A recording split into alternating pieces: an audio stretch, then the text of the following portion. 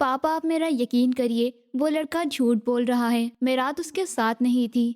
ये बोलकर मैं पापा के कदमों में गिर पड़ी थी। मेरे पापा ने गुस्से से मुझे जोरदार थप्पड़ मारते हुए घर से बाहर निकाल दिया था और मैं वहीं जाकर अंश के कदमों में गिर पड़ी थी। अंश गाड़ी में बैठा सिगरेट पी रहा था, धीरे धीरे धुएं की लहरें उड़ाते हुए बहुत आराम से ये सीन देख रहा था। उसके चेहरे पर कोई अफसोस नहीं था, सिर्फ एक जहर से भरी मुस्कान थी। मैंने उस गंदी मुस्कान को देखा तो मेरा दिल और भी भारी हो गया। मैं खड़ी हो गई और गुस्से से बोली, मैं तुम्हें माफ नहीं करूंगी, घटिया इंसान। ये बोलकर मैं उसके पास से आगे बढ़ने लगी। तभी अंश ने मुझे पकड़ लिया और जबरदस्ती अपनी गाड़ी के पीछे वाली सीट पर ढकेल दिया था।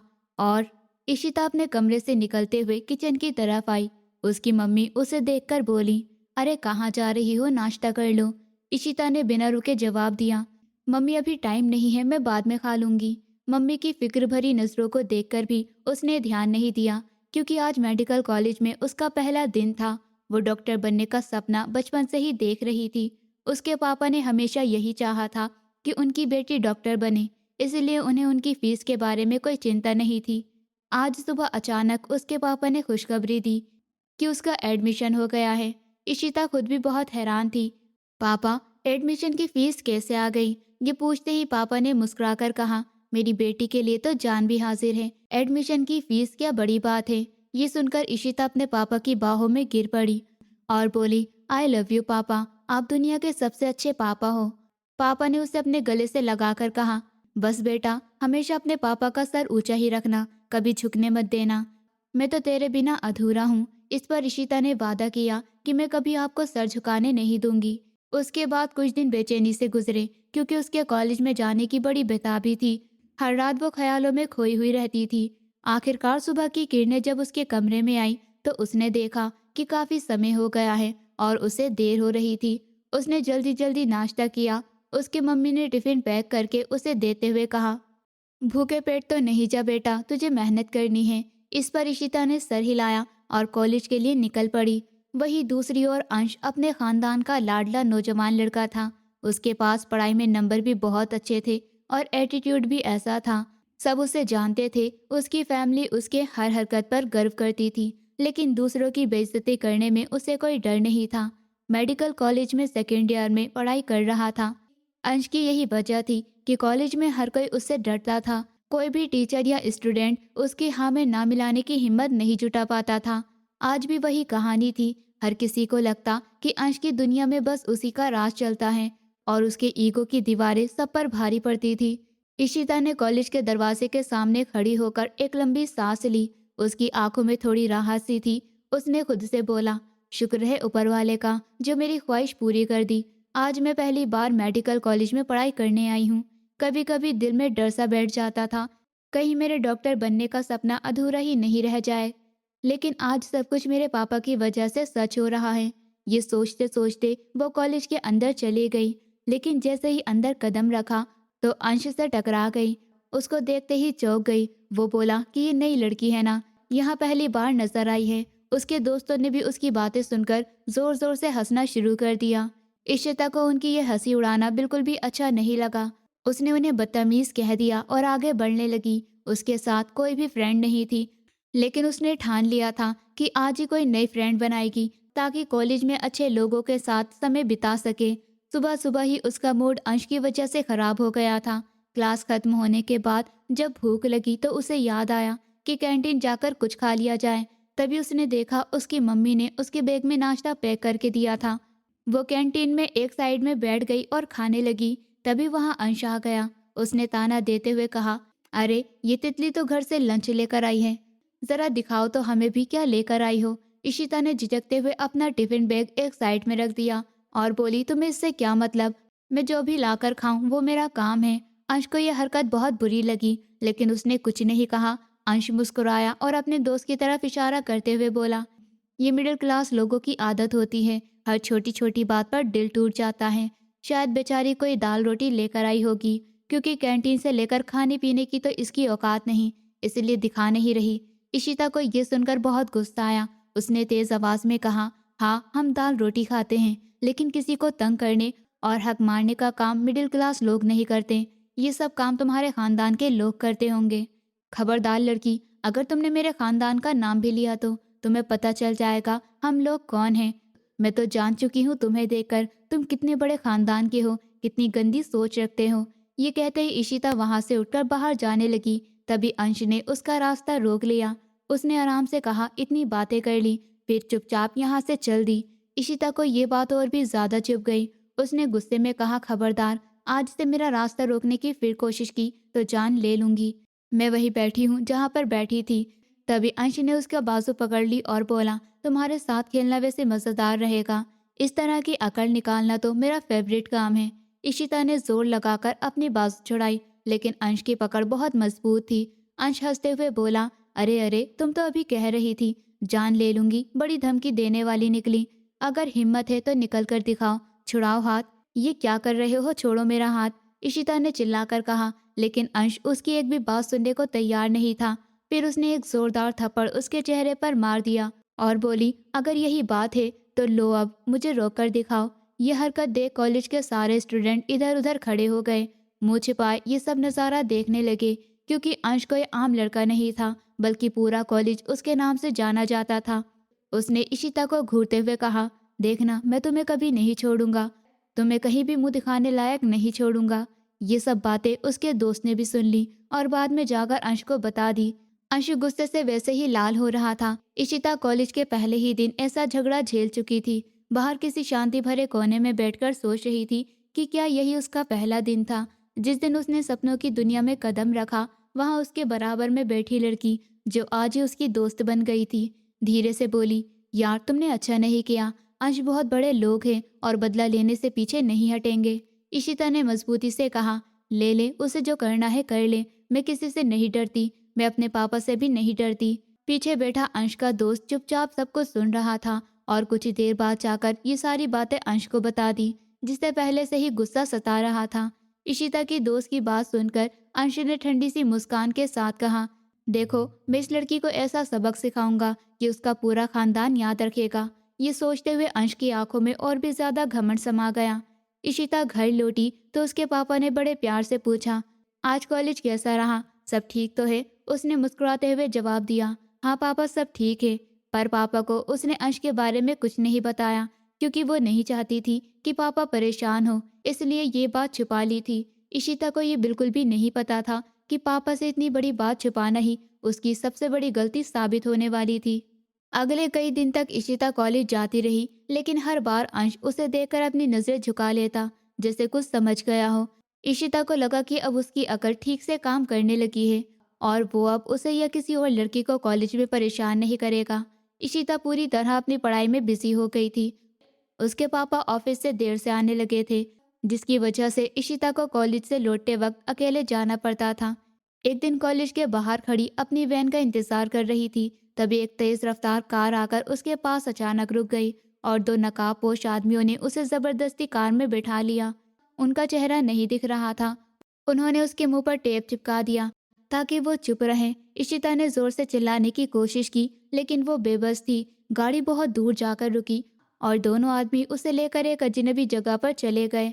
वहाँ एक आदमी कुर्सी पर बैठा हुआ था, उसका मुंह दूसरी तरफ था। अचानक उसने अपना चेहरा इशिता की तरफ मोड़ा।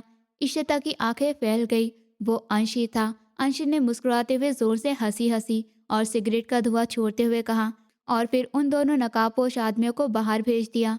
अंश उसके करीब आया और बोला, बहुत अकड़ थी ना तुम में, तुम अंश से डरती नहीं थी, लेकिन आज के बाद अंदाजा हो जाएगा किससे पंगा लिया है तुमने। शायद तुम्हें अपनी गलती का एहसास हो जाए, क्योंकि तुमने मुझ पर हाथ उठाया और पूरे कॉलेज के सामने। अब देखो, इसका अंजाम भुगतना ही पड़ेगा। इतना कहते हुए उसने इशिता के होठों से टेप हटा दिया ताकि उसके रिएक्शन को देख सके। अंश ने ताने से भरे लहजे में कहा, आज दिखाओ ना अपनी बहादुरी कि मैं क्या कर सकती हूँ। इशिता अपने मोहल्ले की इज्जतदार और सीधी सादी लड़की, लेकिन अब उसकी इज्जत मिट्टी में मिल चुकी थी। अब तो कोई भी उससे मुंह दिखाने लायक नहीं अब तो कोई उसे मुंह दिखाने लायक नहीं समझेगा। ये सोचकर इशिता गुस्से से उसकी तरफ देखने लगी और बोली, तुम्हें कुछ नहीं मिलेगा मुझे यूँ किडनैप करके, छोड़ दो, छोड़ दो। अंश ने तेज आवाज में कहा, तुम्हारी ये नफरत ही तो मुझे पसंद आई है, जो तुम्हें अपने खास बंदों के जरिए फार्म हाउस में बुलाया है। शर्म आनी चाहिए तुम्हें। मैंने तो सुना था बड़े खानदान के लोग इज्जतदार होते हैं, लेकिन तुम तो 2 टके के निकले। इशिता ने एकदम कहा। यही बात थी जिससे मैं कह रही थी। अंश ने बिना कोई जवाब सुने एक जोरदार थप्पड़ उसके चेहरे पर मार दिया। इशिता के होश उड़ गए। उसने खामोशी से खुद को संभालने की कोशिश की, लेकिन उसके अंदर एक डर बैठ गया था। ये समझते हुए कि अंश उसके साथ अब अच्छा नहीं करेगा, वो धीरे धीरे कमरे के अंदर चली गई। ये फार्म हाउस था जहां अंश छुट्टी के दिन अपने दोस्तों के साथ आता था, और अब उसे लग रहा था कि इशिता को किडनैप करके बदला लेने के बाद उसका मन बहुत सुकून से भर जाएगा। इस बार इशिता को कमरे में बंद कर दिया और खुद बाहर लॉन में बैठ गया। इशिता चिल्लाती रही, मिन्नतें करती रही, मुझे छोड़ दो, मेरे मम्मी पापा मेरा इंतजार कर रहे होंगे। ऊपर वाले का वास्ता देती हूँ अंश, मुझे छोड़ दो, मैं माफ़ी मांगती हूँ। लेकिन उसके शब्दों का उस पर कोई असर नहीं पड़ा। जो कल तक अंश का गुरूर तोड़ना चाहती थी, आज वही उसकी मिन्नतें कर रही थी। पर अंश उसे किसी भी तरह से छोड़ने के लिए तैयार नहीं था। इशिता को अंश से कभी भी कोई अच्छी उम्मीद नहीं थी। पहले ही दिन से उसका व्यवहार अजीब सा था, लेकिन उसने सोचा होगा कि दोबारा ऐसा नहीं होगा। पर अंश फिर से कमरे में आ गया। इशिता खुद उठकर एक साइड में बैठ गई और बोली, मुझे जाने दो। अंश ने मुस्कुराकर कहा, ऐसे कैसे जाने दूं, अभी तो तुम्हारा हिसाब भी चुकाना है। इशिता ने घबराकर पूछा, कैसा हिसाब? अंश ने ठंडे लहजे में कहा, मेरी बेइज्जती का हिसाब। मैं तुम्हारी इज्जत पर ऐसा दाग लगाऊंगा कि तुम किसी को मुंह दिखाने लायक भी नहीं बचोगी। ये बोलकर उसने इशिता के दोनों हाथ पकड़ लिए और उसे दीवार से चिपका दिया था। उसके बहुत करीब खड़ा होकर उसकी आंखों में झांकने लगा। इशिता की दिल की धड़कन बहुत तेज हो गई थी। वो बेमन से कहने लगी, तुम्हें ऊपर वाले का वास्ता है अंश, प्लीज मेरे साथ कुछ बुरा मत करना। मैं वादा करती हूँ, मैं आज के बाद कभी कुछ नहीं कहूंगी। अंश उसकी आंखों में झांकता रहा और उसके चेहरे की हर एक बात पढ़ने की कोशिश कर रहा था। वो धीरे धीरे सोचने लगा कि उसे उसकी खूबसूरती को बर्बाद कर देना चाहिए, उसका चेहरा काला कर देना चाहिए। लेकिन अचानक उसे कुछ समझ में नहीं आया और बिना कोई और बात किए वो कमरे से बाहर निकल गया। इशिता ने गहरी सांस ली और फिर दोबारा खुद को कमरे में कैद कर लिया। वो सारी रात खिड़की से आती चांदनी की रोशनी को देखती रही। रो रो कर उसका बुरा हाल हो चुका था। पता नहीं मम्मी पापा मेरे बारे में कितना परेशान होंगे, पापा मेरे बारे में क्या सोच रहे होंगे। मैंने तो कुछ गलत नहीं किया, ऐसा सोच सोच कर उसकी आंखें भर आई थी। तभी एक आदमी उसके लिए खाना लेकर आया था, लेकिन उसने खाने से इनकार कर दिया और बोली, मैं नहीं खाऊंगी, मुझे बस अपने घर जाना है। अंश से कहो मुझे घर छोड़ाए प्लीज, छोड़ दो मुझे। वो आदमी चुपचाप वहां से चला गया और थोड़ी देर बाद अंश उसके कमरे में आ गया। उसने ठंडी आवाज में कहा, खाना खा लो, ऐसे भूखे रहोगी तो कैसे जाकर अपनी शक्ल अपने पापा के सामने दिखाओगी? भूखे पेट तो कुछ कह भी नहीं पाओगी। इशिता ने उसकी तरफ देखकर बोला, कितने पत्थर दिल इंसान हो तुम, तुम्हें जरा भी तरस नहीं आता किसी पर। अंश ने गर्व से कहा, मेरे अंदर तो मेरे खानदान का खून दौड़ रहा है, हम किसी के ऊपर इतनी जल्दी तरस नहीं खाते। इशिता बोली, तुम डॉक्टर बनने चले थे, डॉक्टर तो लोगों की मदद करते हैं, जो उनकी जान बचाते हैं, लेकिन तुमने क्या सोचा कि किसी की जान जा सकती है? इस पर अंश फिर मुस्कुराया और कहा, फिक्र मत करो, तुम्हारा बाप तो हार्ट अटैक से मर गया होगा जब उसे पता चला होगा कि उसकी बेटी घर से भाग गई है और उसकी इज्जत मिट्टी में मिल गई। इशिता को ये बात बहुत गुस्सा दिला गई। उसने धमकी दी कि खबरदार, अगर एक शब्द भी मेरे पापा के खिलाफ निकाला तो मैं तुम्हें कभी नहीं छोड़ूंगी। लेकिन अंश ने उसकी उंगली पकड़कर उसे अपनी तरफ खींच लिया। इशिता दर्द से कर्राने लगी और बोली, क्या कर लोगे तुम? 2 दिन और कैद में रख सकते हो। नहीं, मैं तो शाम तक तुम्हें छोड़ दूं। नहीं, मैं तो शाम तक तुम्हें छोड़ आऊंगा। अंश ने ठंडी आवाज में कहा, नहीं, मुझे किसी भी हाल में अपने घर पर जाना है, मुझे छोड़ दो, तुम्हारा इरादा तो बदल चुका है, प्लीज तरस खा लो मुझ पर। लेकिन उसने ठान लिया था कि इस लड़की से शादी करके उसे अपने कब्जे में कर लेगा, ताकि सबको पता चल जाए जो उसके साथ हुआ वो बहुत गलत था। अंश आज भी उस पर रहम नहीं कर रहा था। उसने शादी की तैयारी शुरू कर दी थी। इशिता इन सब बातों से बेखबर अपने कमरे में कैद बैठी रही। उसे पता नहीं था कि आज उसके पापा का गर्व और उसकी इज्जत सब बर्बाद हो जाएगी। एक दिन शाम के समय उसने साफ इनकार कर दिया कि तैयार नहीं होंगी, लेकिन उसकी नौकरानी ने जबरदस्ती एक जोड़ा पहनाया और तैयार कर दिया। अंश उससे शादी करना चाहता था, लेकिन इशिता ने इनकार किया तो अंश ने गन उसके माथे पर रखकर जबरदस्ती शादी कर ली। इशिता बहुत रो रही थी, उसकी आंखें सूजी हुई थी, पर उसे कोई फर्क नहीं पड़ रहा था। शादी के बाद अंश ने उसे जबरदस्ती गाड़ी में बिठाया और उसके पापा के घर ले गया। जहाँ उसकी दोस्त उसके बराबर बैठी रोते हुए कह रही थी, यार तुमने ऐसा क्यों किया, तुमने किडनैप कर लिया, ये काफी नहीं था। फिर अंश ने दांत पीसते हुए कहा, आंसू बहाना बंद करो। इशिता ने जवाब दिया, तुम्हें ऊपर वाला भी माफ नहीं करेगा। जो तुमने मेरे साथ किया है ना, उसके लिए कभी भी माफी नहीं मिलेगी। मैं तलाक चाहती हूँ, मुझे छोड़ दो ताकि मेरे पापा को कुछ पता न चले। मैं तुम्हें पीछे से छोड़कर आ जाऊं ताकि मैं पापा को कोई बहाना बना सकूं। पर अंश ने ठंडी आवाज में कहा, अफसोस तुम तो खुद ही मेरे पास आ गई हो। अब मैं तुम्हें छोड़ने वाला नहीं। मैं तुम्हारी औकात पूरी तरह से याद दिलाऊंगा। इशिता पूरी तरह टूट चुकी थी। उसका दिल बिखर चुका था। वो सोच रही थी उसके साथ ऐसा क्यों हुआ। उसके पापा जो एक पल भी चैन से नहीं सोते थे, रात रात भर उसे ढूंढते फिर रहे थे। उसके गुमशुदा होने की खबर पूरे खानदान में फैल चुकी थी। लोग बातें कर रहे थे कि इशिता घर से भाग गई है, लेकिन असल में ये अफवाह फैलाने वाले अंश के दोस्त ही थे, जो कह रहे थे कि अंश और इशिता एक दूसरे को पसंद करते थे और अंश ने इशिता को अपने साथ ले भगा लिया है। ये सब कुछ अंश ने खुद फैला रखा था, पर उसने ये नहीं समझा कि उसकी ये करतूत कितनी बड़ी मुसीबत बन जाएगी। उसके पापा को जब ये बात पता चलेगी तो क्या हाल होगा। अंश ने गाड़ी का दरवाजा खोला और इशिता से कहा, जाओ और अपने बाप को बता दो कि एक रात तुम मेरे साथ गुजार कर आई हो और इसमें कोई बड़ी बात नहीं है। अब तो तुम मेरी पत्नी बन चुकी हो। ये सुनकर इशिता का गुस्सा सातवें आसमान पर पहुंच गया था, लेकिन उसने खुद को संभाला क्योंकि उसका एक ही मकसद था कि अंश उसे घर के पीछे ही छोड़कर चला जाए ताकि उसके पापा उसे साथ न देख पाए। इशिता ने दरवाजा खोला और पापा को सामने पाया। अंकल माफ कीजिएगा, आपकी मर्जी के बिना आपकी बेटी को ले आया था, पर फिक्र मत कीजिए, आपकी बेटी की मर्जी इस बात में शामिल थी। कल रात से ही ये मेरे साथ थी। हम दोनों ने एंजॉय किया है और आज आशीर्वाद लेने आए हैं। ये सुनते ही उसके पापा का गुस्सा उफान पर आ गया।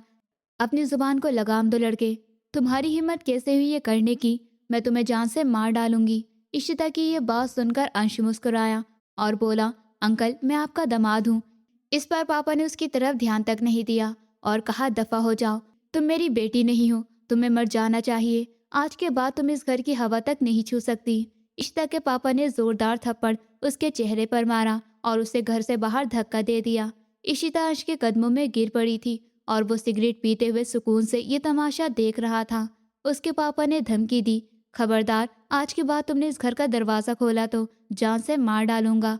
कल से उसके साथ रात गुजार कर आई हो, बाकी की जिंदगी भी उसके साथ बिताना। ये कहते हुए दरवाजा बंद कर दिया। अर्श कमर पर हाथ रखकर हंसने लगा। इशिता उसके सामने खड़ी हुई और बोली, मैं तुम्हें कभी माफ नहीं करूंगी। तुम एक घटिया इंसान हो। तुम ना मेरी मोहब्बत के काबिल हो, ना मेरी जैसी इज्जतदार लड़की के बराबर। तुम मुझसे मेरे पापा को छीन नहीं सकोगे। मैं पूरी जिंदगी तुम्हें माफ नहीं करूंगी। जब अंश ने गुस्से से उसका रास्ता रोका और जबरदस्ती उसे गाड़ी की पिछली सीट पर बैठा दिया और खुद गाड़ी की फ्रंट सीट पर बैठ गया, इशिता हिम्मत करके कहने लगी, उतार दो मुझे, मैं अपने पापा के पास जाऊंगी। मैं तुम्हारे साथ नहीं जाऊंगी। तुम बहुत घटिया इंसान हो। मैं तुमसे नफरत करती हूँ। तुम्हारा वजूद भी मुझे नापसंद है।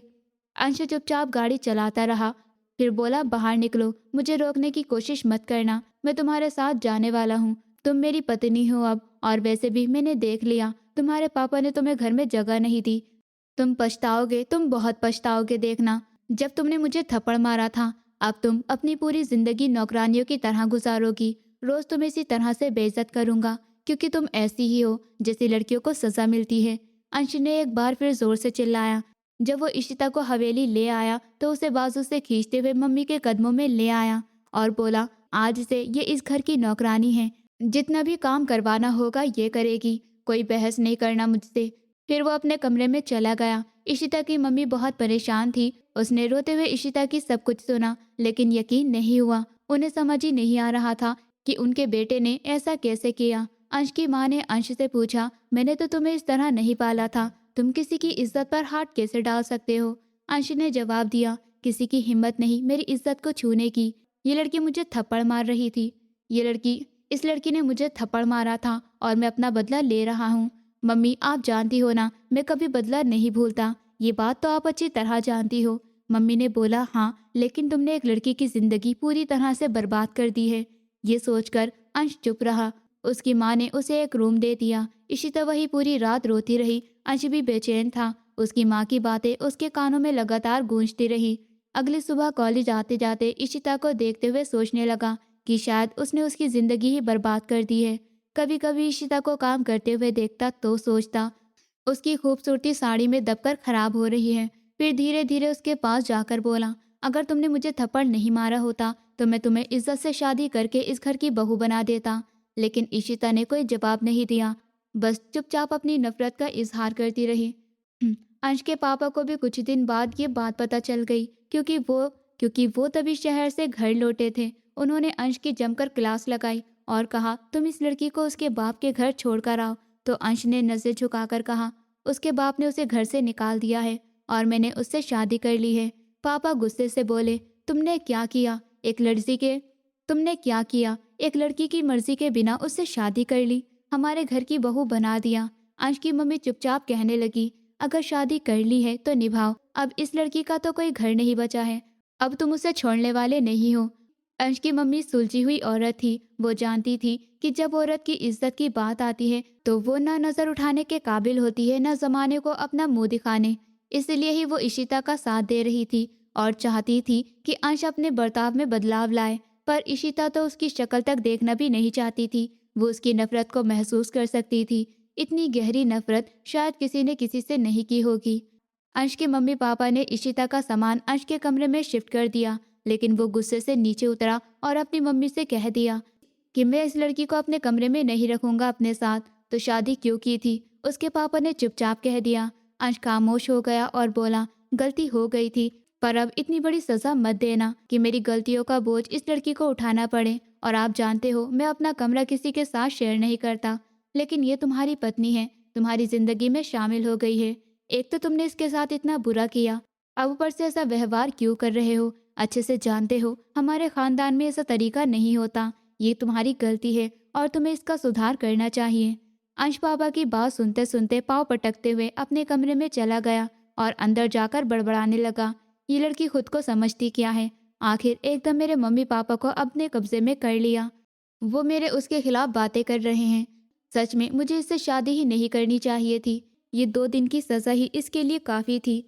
मैं इसे इसके पापा के घर ही छोड़ आता, चाहे घर से बाहर भटकती रहती तो यही सही रहता। लेकिन मैंने खुद ही इसे अपने सर पर बिठा लिया और अब तो इसको झेलना ही पड़ेगा। उसने गहरी सांस ली और बेड पर बैठ गया।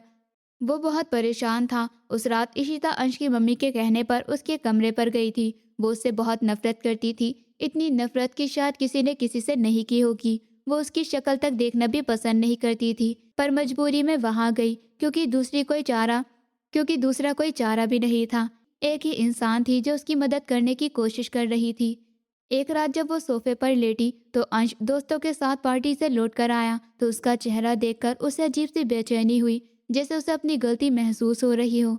धीरे धीरे वो उसके पास आया और उसके चेहरे पर अपने हाथ फेरने लगा। उसकी आंखें उसकी शक्ल को निहार रही थी। ये लड़की मेरी पत्नी है, पर मैं इसके साथ क्या कर रहा हूँ? कुछ भी अच्छा नहीं, बस एक बड़ी गलती कर रहा हूँ। अचानक इशिता की आँख खुल गई। अंश को इतना करीब देखकर वो पीछे हटने लगी और बोली, तुम्हारी हिम्मत कैसे हुई मेरे पास आने की? तुम ये नहीं समझो, अगर मैं तुम्हारे कमरे में आई हूँ तो तुम मेरे करीब होने की कोशिश करोगे। मैं यहाँ से चली जाती हूँ। तभी अंश ने उसका हाथ पकड़ लिया और बोला, पूरी जिंदगी इसी तरह गुजर जाएगी, हमें नई जिंदगी शुरू करनी चाहिए। अब तो मम्मी पापा भी तुम्हें इस घर की बहू मान चुके हैं, वो जल्दी हमारी शादी का ऐलान करेंगे। इशिता ने गुस्से से कहा, मैं इस शादी को नहीं मानती, तुमने मेरी खुशियों के अरमान छीन लिए। मुझे तुमसे नफरत है, मैं तुम्हारी शक्ल तक देखना पसंद नहीं करती। लेकिन अंश चुप रहा। उस पर इशिता की नफरत से उसका दिल भर आया। धीरे धीरे अंश को समझ में आने लगा कि उसने इशिता के साथ कितना बुरा किया है। वो बार बार सोचता रहा, उसे सुकून नहीं मिल रहा था। दिन भर इशिता का चेहरा उसके सामने घूमता रहता, उसकी बातें उसके दिमाग में गूंजती रहती थी। उसने खाना पीना भी छोड़ दिया था, जैसे खुद को सजा दे रहा हो। शायद इशिता की बदुआ बन गई थी। उसके प्यार में वो बुरी तरह कैद हो चुका था, पर दिल में एक बेचैनी भी थी कि इशिता की नफरत उसकी मौत का कारण बन जाएगी। एक दिन अंश को बहुत तेज बुखार हुआ। उसकी मम्मी नाश्ते के लिए बुलाने कमरे में आई। इशिता अपने कपड़े समेटने में बिजी थी, जैसे अंश से कोई वास्ता नहीं हो। उसकी मम्मी ने कहा, अरे अंश को तो बहुत तेज बुखार है, तुमने देखा नहीं? उसने बिना देखे जवाब दिया, आंटी मुझे कुछ काम था इसलिए मैंने ध्यान नहीं दिया। वो बोली, ये तुम्हारा पति है, इसके ऊपर ध्यान देना तुम्हारा हक है। हमारे खानदान में पत्नियां पतियों का बहुत ख्याल रखती हैं। लेकिन अपनी मम्मी की ये बात सुनकर अंश ने जवाब दिया, नहीं मम्मी, ये तो मेरा बहुत ख्याल रख रही है। मैंने ही अभी इसे मना किया है और मैंने ही कहा था कि वो काम कर लें। घर में बहुत से नौकर चाकर हैं काम करने के लिए। तुम इसे समझा दो कि अपने घर की हरकतें यहाँ ना करें। यहाँ नौकर ही काम करते हैं। अंश की मम्मी की ये बात सुनकर इशिता को बहुत ज्यादा गुस्सा आया, पर वो गुस्सा पी गई। उसकी मम्मी के जाते ही इशिता ने अंश की तरफ देखते हुए बोली, तुम समझते क्या हो खुद को? अपने आप मेरी तारीफ करके मेरा दिल जीत लोगे? ऐसा कभी नहीं हो सकता। जब तुम मर भी जाओ ना, फिर भी मैं वो सब नहीं भूलूंगी जो तुमने मेरे साथ करा है। और मरने के बाद भी मैं तुम्हारा गिरबान पकड़ूंगी। तुमने मेरी जिंदगी छीनी, मेरे पापा छीन लिए, मेरे पापा का वो प्यार छीन लिया जो बचपन से आज तक उन्होंने मुझे किया था। तुम नहीं जानते कि मैं अपने मम्मी पापा को कितनी मन्नतों के बाद मिली थी। वो अपनी जिंदगी से ज्यादा मुझे प्यार करते थे। न जाने मेरे पापा का क्या हाल होगा। मैं कितनी मजबूर और बेबस बेटी हूँ कि अपने मम्मी पापा के लिए जिंदा होते हुए भी मर चुकी हूँ। ये सब सुनकर अर्श के दिल का सुकून छीन चुका था। बुखार में ही वो गाड़ी लेकर बाहर चला गया। लेकिन जब ये बात उसकी मम्मी को पता चली तो वो बहुत परेशान हुई। लेकिन इशिता को उसकी जरा भी परवाह नहीं थी। तभी अचानक थोड़ी देर बाद अस्पताल से कॉल आई कि अंश का बहुत बड़ा एक्सीडेंट हो गया है और उसके दिमाग में बहुत गहरी चोट आई है।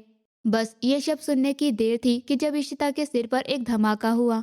वो इशिता जो अंश से बहुत नफरत करती थी, लेकिन वो कभी नहीं चाहती थी कि अंश के मम्मी पापा से उनकी एकलौती औलाद छिन जाए। वो जानती थी कि उसके मम्मी पापा उससे कितना प्यार करते हैं। आज जाने से पहले अंश को बद्दुआएं दे रही थी कि तुम मर भी जाओ तब भी नहीं, मैं तुम्हें माफ नहीं करूंगी। उसे आज ऐसा लगा था कि उसके अंदर से जैसे कोई चीज टूट चुकी हो, उसकी कोई चीज उससे छिन रही हो। अंश की मम्मी के साथ वो अस्पताल पहुंची। डॉक्टर ने उन्हें बताया कि अंश की हालत बहुत ज्यादा खराब है। वो इमरजेंसी रूम में अपनी जिंदगी और मौत की लड़ाई लड़ रहा है। लेकिन इस समय इशिता, जो पिछले 6 महीने से उससे नफरत कर रही थी, आज न जाने क्यों उसके दिल में उसके लिए एक अपनाया जागी थी। शायद उस रिश्ते के लिए जो वो उसके शादी के बंधन में बंधी हुई थी। शादी कैसी भी सही, लेकिन वो उसका पति था। उसे कुछ समझ नहीं आ रहा था। अंशु जैसे इंसान के लिए जिसने उसकी जिंदगी बर्बाद कर दी, वो आंसू क्यों बहा रही थी? जिसने उसके साथ बहुत ही बुरा किया था, क्या उसे अंश से प्यार हो गया था? ये बात वो समझ ही नहीं पा रही थी। अंश की मम्मी भी बहुत बुरी तरह रो रही थी। वो उसकी मम्मी के पास बैठकर बोली, मम्मी आप रोए नहीं। वो शुरू से ही उनकी बहुत इज्जत करती थी और कभी भी उनसे नफरत नहीं की थी। वो नफरत करती थी तो सिर्फ और सिर्फ उससे करती थी जिसने उसके साथ बुरा किया था। लेकिन आज पता नहीं क्यों उसके दिल में थोड़ी सी भी नफरत नहीं रही थी। माँ की प्रार्थना में बहुत असर होता है। अंश बहुत जल्दी ठीक हो जाएगा। उसकी मम्मी ने इशिता का हाथ पकड़ लिया और बोली, तुम भी प्रार्थना करो। तुम्हारी बदुआ लगी है मेरे बेटे को। तुम प्रार्थना करोगी तो वो बिल्कुल ठीक हो जाएगा। देखो, उसे माफ कर दो, सच्चे दिल से माफ कर दो।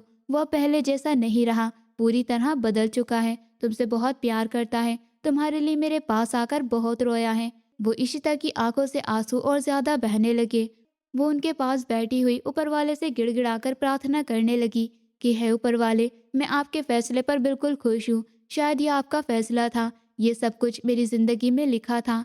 आप अंश को ठीक कर दो। मेरे पापा ने तो मुझे कबूल नहीं किया, लेकिन अब जो कुछ उसके साथ हुआ है उसे देखकर तो मुझे लग रहा है कि अब मैं उसके बगैर नहीं रह सकती। थोड़ी ही देर के बाद डॉक्टरों ने आकर बताया कि अंश को होश आ गया है और होश आते ही वो इशिता को ही पुकार रहा था। इशिता जैसे ही आईसीयू रूम में पहुंची तो उसके सर पर पट्टी बंधी हुई थी। वो पूरी तरह जख्मी था। उसके सर पर काफी ज्यादा चोटें आई थी। अंश का चेहरा पट्टियों से ढका हुआ था। उसकी आंखें धीरे धीरे खुल रही थी और वो कमजोर आवाज में इशिता का नाम पुकार रहा था। इशिता उसके पास जाकर बैठ गई। उसके आंसू बह रहे थे। वो बहुत धीरे से बोली, तुमने जो मेरे साथ किया मैं तुम्हें माफ कर चुकी हूँ। अब कभी मुझे छोड़कर मत जाना। मैं तुमसे प्यार करने लगी हूँ। मुझे नहीं पता ये सब कब हो गया। मैं जानती हूँ तुम बदल चुके हो। तुम्हें मेरे और अपने प्यार का वास्ता, मेरा साथ कभी नहीं छोड़ना। तुम मेरे लिए बहुत ज़रूरी हो। ये कहते हुए उसकी आंखें बंद हो गई। आंसू बहते रहे। उसका एक हाथ अंश के बेड पर रखा हुआ था। अंश ने अपना हाथ उठाया और उसके हाथ पर हाथ रख दिया और उसने ऑक्सीजन मास्क उतारा और आवाज़ लड़खड़ाई, लेकिन उसमें सच्चाई थी। तुम मेरे लिए एक नई जिंदगी की शुरुआत हो। मुझे लगता है कि अब मैं सिर्फ तुम्हारे लिए ही जीऊंगा। इशिता मुस्कुराई थी। उसके चेहरे पर दर्द था, लेकिन उसने इस मुस्कान में पूरा भरोसा भर दिया था। थोड़ी ही देर बाद अंश धीरे धीरे पूरे होश में आ गया।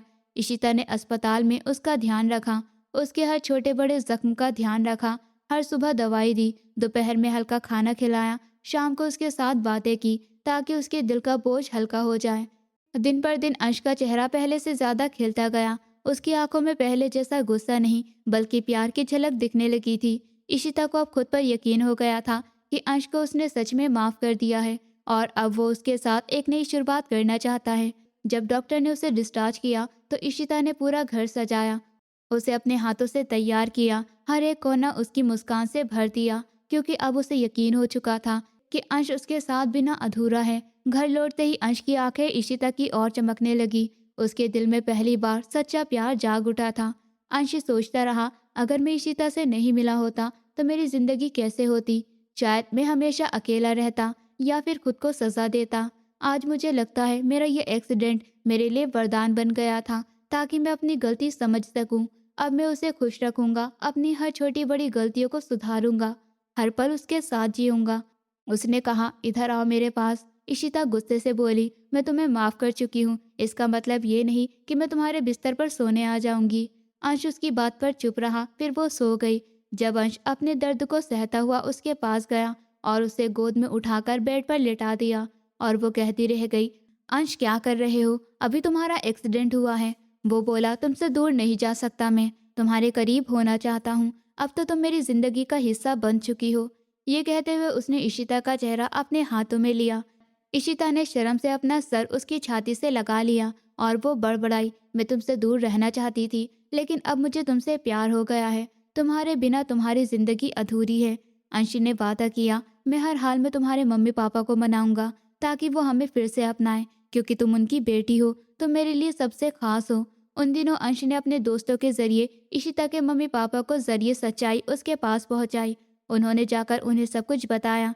सच सामने आया। अंश ने खुद जाकर उनसे माफी मांगी तो इशिता के मम्मी पापा ने उसे गले लगा लिया था। अब वो समझ चुके थे कि उनकी बेटी पूरी तरह से बेगुनाह थी। इशिता ने भी बताना शुरू किया कि धीरे धीरे उसको भी अंश से प्यार हो गया है। ये प्यार अब नफरत से बदल चुका था। फिर दोनों परिवारों की सहमति से दोबारा से उनकी शादी की तैयारियां शुरू हुई। सारी हवेली फिर से खुशियों से भर गई थी। एक दूसरे के साथ बिताए गए पल अब उनके लिए सबसे कीमती थे। इशिता और अंश एक दूसरे के बिना अधूरे थे। उनका प्यार एक मिसाल बन चुका था और हर सुबह एक नई उम्मीद ले आती थी और हर रात उनके प्यार को और गहरा बना देती थी। अब उनका रिश्ता सिर्फ बंधन नहीं था, बल्कि उनकी जिंदगी की सबसे प्यारी कहानी बन गई थी। लेकिन अभी कहानी में एक चीज और बाकी थी, इशिता का डॉक्टर बनना। अंश को शर्मिंदगी महसूस हो रही थी कि उसकी वजह से उसकी पढ़ाई का कितना नुकसान हुआ है। इसलिए उसने ठान लिया कि वो अब उसकी अधूरी ख्वाहिश को पूरा करेगा। इशिता डॉक्टर बनने का सपना देखती थी। उसने बचपन से ही ये सपना देखा था, लेकिन अंश की वजह से वो सपना अधूरा रह गया था। उसे पता था कि इशिता के लिए डॉक्टर बनना सिर्फ सपना नहीं, बल्कि उसकी जिंदगी का मकसद था, जो अब टूट चुका था। अंश ने अपने अंदर सारी हिम्मत दिखाई और कहा, इशिता, मैं जानता हूँ मैंने तुम्हारे साथ कितना बुरा किया। मैंने सिर्फ तुम्हें नहीं बल्कि तुम्हारे सपनों को भी तोड़ चुका था। मुझे माफ कर दो। मैं हर हाल में तुम्हारा डॉक्टर बनने का सपना पूरा करूंगा। इशिता की आंखों में आंसू थे, लेकिन वो चुप रही। वो बोला, मैं अब सिर्फ अपने लिए नहीं बल्कि तुम्हारे लिए भी जीऊंगा। मैं तुम्हारी हर मुश्किल राह को आसान बनाऊंगा। मैंने अपने सारे पुराने दोस्तों से दूरी बना ली है। अब मैं सिर्फ पढ़ाई में ही लगा रहूंगा, ताकि एक दिन मैं भी तुम्हारे साथ डॉक्टर बनूं और हम एक दूसरे को देखकर गर्व महसूस कर सकें। इशिता उसके गले लग गई। अब हम दोनों ये सफर दोबारा से साथ में शुरू करेंगे। इशिता की आंखें भर आई, लेकिन वो कुछ कह नहीं पाई, बस चुपचाप उसके सीने से लगी उसकी बातें सुनती रही। इसके बाद अंश और इशिता दोनों ने अपनी पढ़ाई में दिन रात मेहनत करना शुरू किया। उन्होंने मेडिकल कॉलेज से दोबारा पढ़ाई स्टार्ट की। हर मुश्किल परीक्षा, हर भारी क्लिनिकल प्रैक्टिस में उन्होंने खुद को साबित किया। इशिता उसकी पढ़ाई में मदद करती तो कभी वो उसकी मदद करता था। दोनों ने हर कदम पर एक दूसरे का साथ दिया, उसकी कमजोरियों की ताकत में बदलने की पूरी कोशिश की। आखिरकार कई सालों की मेहनत के बाद वो दोनों डॉक्टर बन गए। इशिता का चेहरा मुस्कान से भर गया था, क्योंकि अब उसका सपना अधूरा नहीं रहा था। अंश ने जो वादा किया था वो पूरा किया था। उसके खुद के इरादों और मेहनत की बदौलत अब इशिता फिर से अपने पापा की आंखों में इज्जत बनकर खड़ी थी। अंश और इशिता ने डॉक्टर बनने के बाद सोचा, अब बस अपने लिए नहीं बल्कि दूसरों के लिए कुछ करना चाहिए। दोनों ने मिलकर फैसला किया कि एक बड़ा अस्पताल खोलेंगे जहां हर सुविधा मिले, गरीब अमीर सबको बराबर इलाज मिलेगा, कोई परेशान न होगा। अस्पताल में सब कुछ अच्छा होगा, डॉक्टर और स्टाफ पूरा ध्यान देंगे और मरीजों की सेवा करेंगे। इशिता ने बच्चों और महिलाओं का खास ध्यान रखा तो अंश ने सर्जरी और इमरजेंसी संभाली। दोनों दिन रात काम करते रहे, कभी थकावट महसूस नहीं की, एक दूसरे का हाथ थामे रह गए। धीरे धीरे अस्पताल शहर में सबसे भरोसेमंद और नामी बन गया। लोग दूर दूर से इलाज के लिए आने लगे। हर मरीज का चेहरा देखकर दोनों का दिल खुश होता। अस्पताल की छत के नीचे लोगों की उम्मीदें, मुस्कान और राहत की आवाजें गूंजती। इशिता और अंश एक दूसरे की तरफ देखकर कहते, देखो हमने अपने सपने को सच कर दिखाया और ये सपना अब दूसरों की जिंदगी को बदल रहा है। दोनों जानते थे कि उनके प्यार और मेहनत ने ना सिर्फ उनकी जिंदगी बदल दी बल्कि समाज के लिए भी कुछ बड़ा कर दिखाया। अब उनका मिशन सिर्फ मरीज ठीक करना नहीं बल्कि हर मरीज की उम्मीद बनना था, हर जीवन में खुशियाँ और स्वास्थ्य लाना था। और यही उनके लिए सबसे बड़ा इनाम था। जो सपना कभी अधूरा रह गया था वो अब पूरा हो गया था। अब दोनों का अस्पताल शहर और आसपास के लोगों के लिए मिसाल बन गया था। और इशिता और अंश दोनों खुश थे कि उन्होंने अपने प्यार, अपने सपनों और दूसरों की भलाई के लिए मिलकर ये कदम उठाया। अंश और इशिता अब हर रोज अस्पताल में रहते हुए भी एक दूसरे के साथ बहुत खुश थे। दोनों का प्यार अब और गहरा हो चुका था। कभी वो एक दूसरे की आंखों में देखकर मुस्कुरा देते, कभी हाथ पकड़कर थकान भूल जाते थे। एक दिन रात को जब सभी मरीज सो गए तो वो दोनों अस्पताल की छत पर गए और शहर की रोशनी और चांद की चांदनी में बैठ गए। अंश ने इशिता का हाथ थाम लिया और बोला, इशिता देखो हमने कितना बड़ा काम कर दिया। अब हमारी मेहनत सिर्फ हमारे लिए नहीं बल्कि हजारों लोगों के लिए है। इशिता ने उसकी आंखों में देखकर धीरे से कहा, हाँ अंश, तुम्हारे साथ सब कुछ आसान लग रहा है। तुम्हारे साथ रहकर मुझे लगता है कि मैं दुनिया की सबसे खुशकिस्मत लड़की हूँ। अंश ने उसके चेहरे को अपने हाथ में लेकर बोला, तुम्हारे बिना मेरी जिंदगी भी अधूरी थी। अब तुम मेरी जिंदगी की सबसे बड़ी खुशी हो। इशिता उसकी बाहों में गिर गई और दोनों चुपचाप एक दूसरे की गर्मी और प्यार में खो गए। वो रात भर छत पर बैठे एक दूसरे की बातें सुनते, हंसते और अपने दिल की धड़कनें महसूस करते रहे। अगले दिन जब अस्पताल खुला तो दोनों ने साथ में राउंड किया। कभी मरीजों के लिए दवाई तैयार करते हुए एक दूसरे की मदद की, कभी किसी बच्चे को हंसाने के लिए खेल खेला और कभी किसी बुजुर्ग मरीज के लिए हाथ पकड़कर हौसला बढ़ाया। शाम को जब काम खत्म हुआ तो दोनों ने धीरे से हाथ आपस में मिलाए, जैसे बिना कुछ कहे सारी बातें समझ में आ रही हों। एक दिन इशिता ने अंश को चिढ़ाते हुए कहा, तुम्हें पता है तुम कितने बेवकूफ़ लगते हो जब तुम मेरी तरफ मुस्कुराते हो। अंश हंसते हुए बोला, और तुम्हें पता है जब तुम मुझसे चिढ़ती हो तो बस मेरा दिल तुम पर ही टिक जाता है। इशिता ने उसका हाथ दबाया और कहा, अब मैं नहीं जाने दूंगी तुम्हें कभी भी अकेला छोड़ने के लिए। अंश ने उसके माथे पर हल्का सा प्यार दिया और कहा, अब से मैं हमेशा तुम्हारे साथ रहूंगा। उनके प्यार में अब ना सिर्फ उनकी खुशी बल्कि उनके कामों की भी चमक थी। अस्पताल के हर कोने में उनका प्यार नजर आता, कभी मरीजों की मदद करते हुए, कभी एक दूसरे को देखकर मुस्कुराते हुए।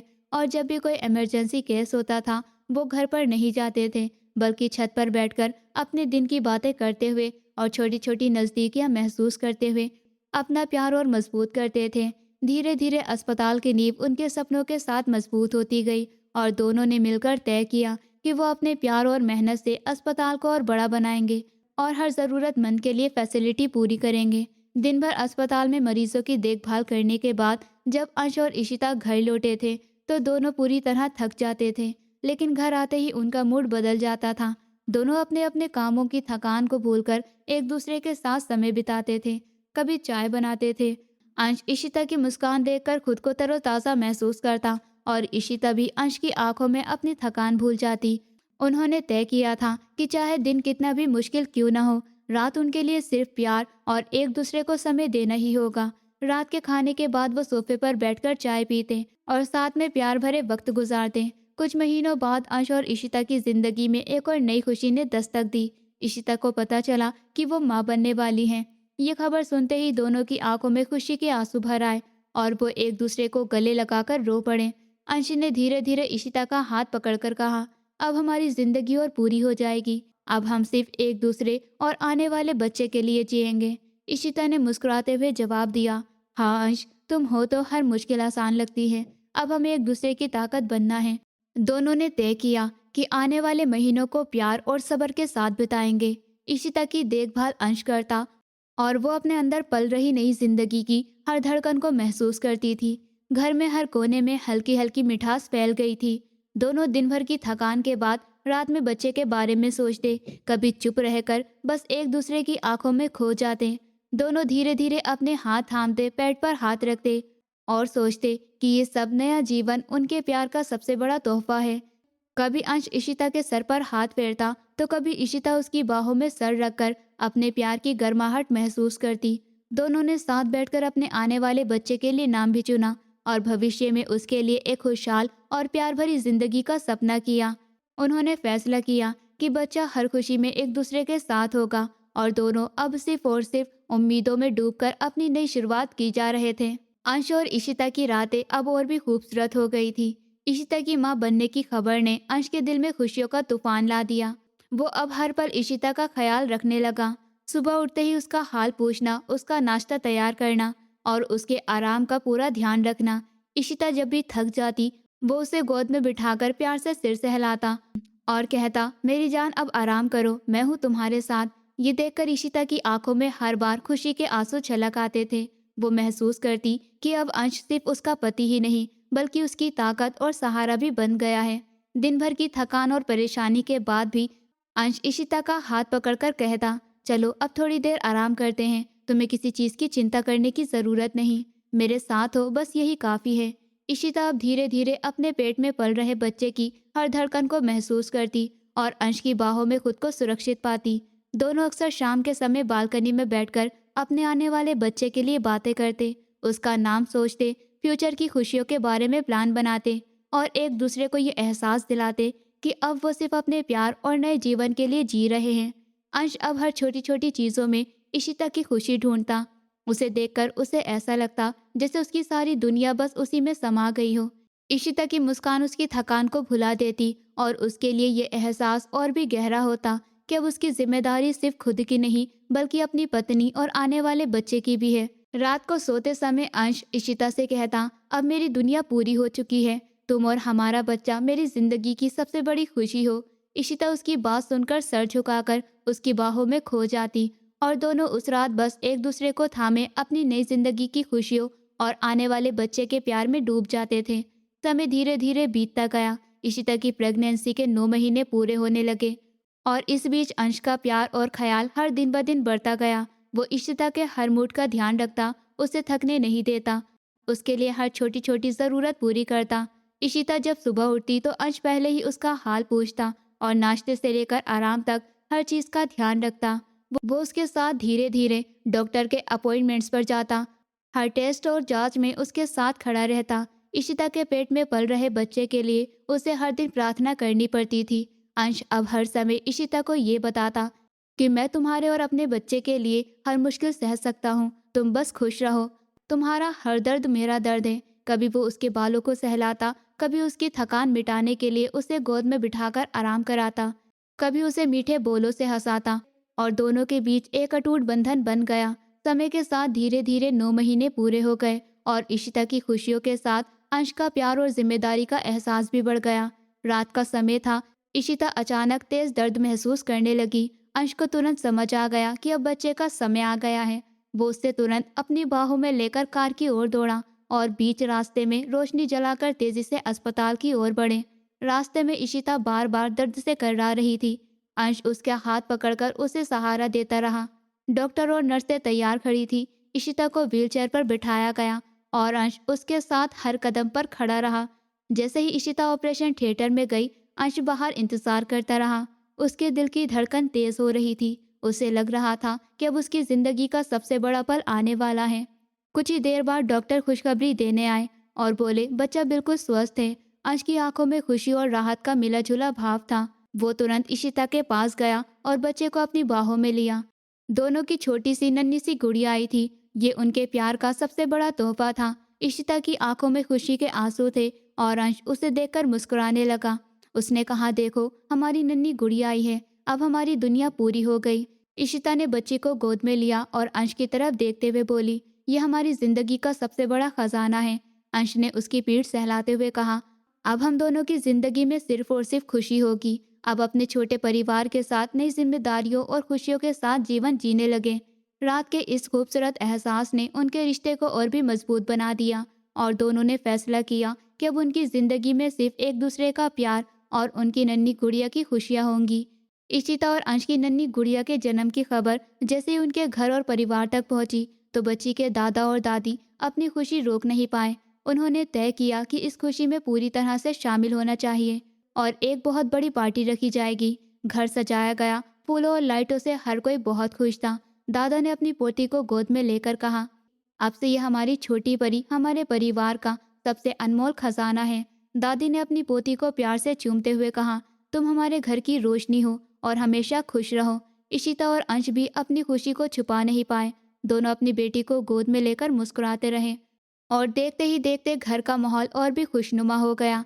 इशिता की माँ ने अपने बहू और पोती को गले लगाकर कहा, तुम्हारी वजह से हमारी जिंदगी पूरी हो गई है। अब से हम सब एक परिवार के रूप में खुश रहेंगे और तुम्हारी हर ज़रूरत का ध्यान रखेंगे। अंश की मम्मी ने भी अपनी पोती को अपने हाथों में लेकर उससे प्यार और आशीर्वाद दिया और अंश को गले लगाकर कहा, बेटा अब तुम और इशिता पूरी जिंदगी खुश रहो और अपनी बेटी को हमेशा प्यार दो। पार्टी में हर कोई बच्चे की खुशी में शामिल था। संगीत और हंसी का माहौल था। बच्चे की हंसी और इशिता की मुस्कान सबको अपनी ओर खींच रही थी। इस खुशी में अंश और इशिता ने महसूस किया, इशिता और अंश अब अपनी जिंदगी और अपनी नन्ही गुड़िया के साथ बहुत खुशहाल जीवन जीने लगे। वो सुबह उठते ही अपनी बेटी की मुस्कान देखकर दिन की शुरुआत करते थे। दिन भर कामकाज और जिम्मेदारियों के बीच भी एक दूसरे के लिए समय निकालते थे। वो हर छोटी छोटी बात एक दूसरे के साथ शेयर करते और दिन भर की थकान को हंसी मजाक और प्यार से मिटा देते थे। शाम होते ही घर लौटते और आराम करते, एक दूसरे की बाहों में अपनी थकान को मिटा देते थे। कभी कभी वो अपनी बेटी के साथ खेलते और उसकी हर छोटी छोटी खुशी में खुद को शामिल पाते थे। इस कहानी से हमें ये सीखने को मिलता है कि जीवन में गलतियां होना आम है, लेकिन अपनी गलतियों को पहचानना और उन्हें सुधारने की कोशिश करना ही असली ताकत है।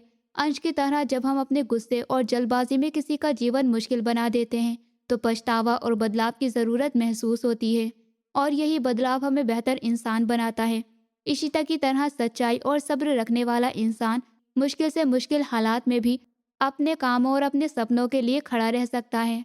मुश्किल चाहे जितनी भी बड़ी क्यों ना हो, अगर हम सच्चाई और अपने रिश्तों में ईमानदारी बनाए रखें तो जीवन में खुशियों और सफलताओं की राह खुलती है।